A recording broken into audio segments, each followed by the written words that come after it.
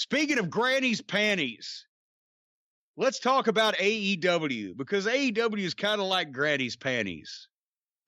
I really can't think of a similarity. You got me so frazzled. I can't form a cogent simile to granny's panties, but it sounded like a good segue. Well, it's because Jelly Nutella was in the opening match, and he looked like he was wearing granny's panties. Anyway, they bring all their roster back. They test everybody. They go back to the full steam ahead, and it wasn't as good a show as it's been the past few weeks because they can't get out of their own way. And I will explain in detail. You know, that was my big takeaway, too. I'll just say it here at the top was I enjoyed the show better when they had less of a roster there. And I also will say I enjoyed the show better with Shivani and Jericho on commentary. Yes, because once they got JR and Tony and Excalibur, Exhibit, whatever his name is, back together, they're trying to call a big time television program. And I don't want them to make fun of the business, but it was more entertaining to watch an empty arena show when Jericho was making fun of people, when he was actually being a legitimate heel and making fun of people. And you kind of, every once in a while you figure, well, I know that's Jericho. He's just being Jericho, but I think he kind of means some of that shit. But they were just commentating on regular shit, and this ain't regular shit. But yeah, I agree with you there. And also, MJF this time was in the building. He's actually in the building, and we got a 2-minute pre-tape and a minute at ringside. Why couldn't he have sat in for Tony, who we've heard a bunch of lately, with JR and fucking the masked guy, and done color on Cody's match or something, because that would have added some oomph to the commentary without being silly or phony. But I know he's going to be on next week, thank fucking God, but still, they could have got more out of MJF. But that's the thing is, we said it last week, one of the things that's biting them in the ass is, even when they have a large number of members of their roster, because they've picked talent so poorly and chosen such marginal, underneath indie level guys, that they can't have these guys on television, especially when they need to go a couple of segments and get anything out of them. If they had a full roster of competent professionals, it might be different. The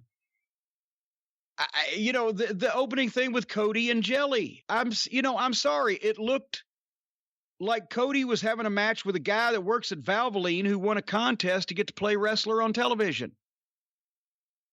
And I saw a clip of Jelly actually doing a sit-down interview, just speaking, not even about an issue, just something about him. Somebody tweeted, "What do you think about this?" And I couldn't watch but 20 seconds of it. But basically, he really is just a mush-mouthed idiot.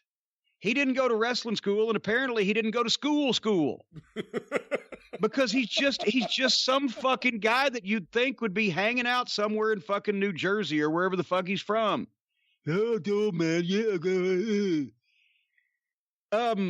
So Cody led the fucking idiot through a match and worked competitively with him.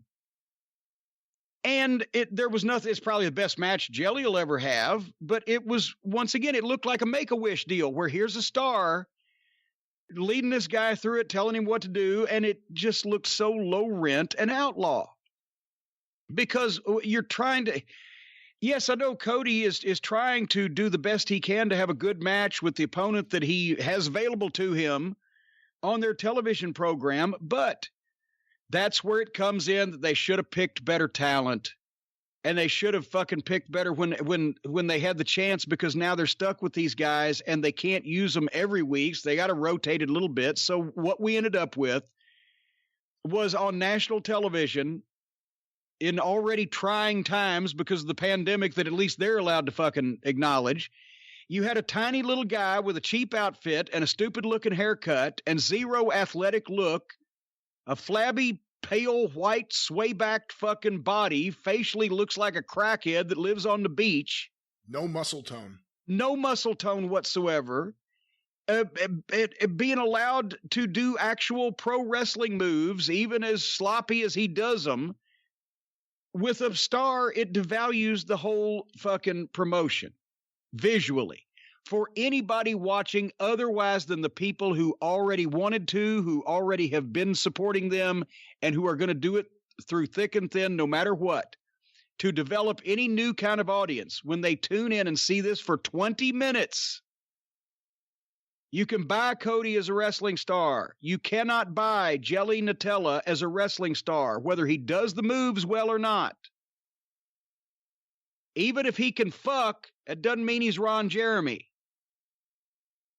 So what you have then is, to a large percentage of people who may tune in and give it a chance, or say, hey, there's wrestling on or whatever, it's like, well, this is that, low budget stuff. Even though they're backed by a billionaire, they look low rent because of what's on the screen, which is a fucking little guy from Valvoline wrestling a fucking match with a wrestling star. The match made sense as a match because Cody led it, but it made absolutely no sense from a business standpoint to have this jabroni last more than 5 minutes with one of their top guys. And the visual of them constantly having subpar looking talent on the TV show, besides a squash match, just makes them look like what they are, which is number two when they don't want to be. They don't want to be viewed that way. And Jelly was kicking out of shit. Did you notice his body is twice as long as his fucking legs? Yeah, I did not notice that. He looks like somebody, the young folks, Google a picture of String Bean from the Hee Haw TV show in the 70s. Old String Bean. He was a country comedian and musician, and he wore these fucking short pants that made it look like his fucking legs were about 1.5 feet long, with his belt around his knees and then a long top to make it look like his body was 4 feet long. That's what Jelly Nutella looks like. Well, it always looks like his pants are going to fall down. Well, that's because of his sway back and his fucking flabby ass. But it just... Go ahead. He did kick at him like everything. I mean, that's the thing. Yeah. You said, whatever you said, because Cody walked him through it, the match, you put it in a way that it was all right. It was all right for like a 5-minute match. It went almost 20 minutes. He kicked out of almost everything. There were a few spots that were completely blown. There was one point I lost it. I was laughing so hard. Where Cody tried to shoot him to the ramp, and he tried to do a headstand on the ramp, and he couldn't get more than 2 feet off the ground. His feet never came more than 2 feet off the ground. That was fantastic. I lost it. I thought that was the funniest thing I've ever seen. But yeah, I mean, that's the thing. The match made sense if it was somebody else having it with Cody. As a match, it made sense if it was anybody that could have been convincing in the Jelly Nutella role to be having it. That's what I'm saying. If he can't beat Jelly Nutella in 20 minutes, if it takes him 20 minutes to beat him, why should I think he has any chance against Lance Archer or any other main event talent? You are correct.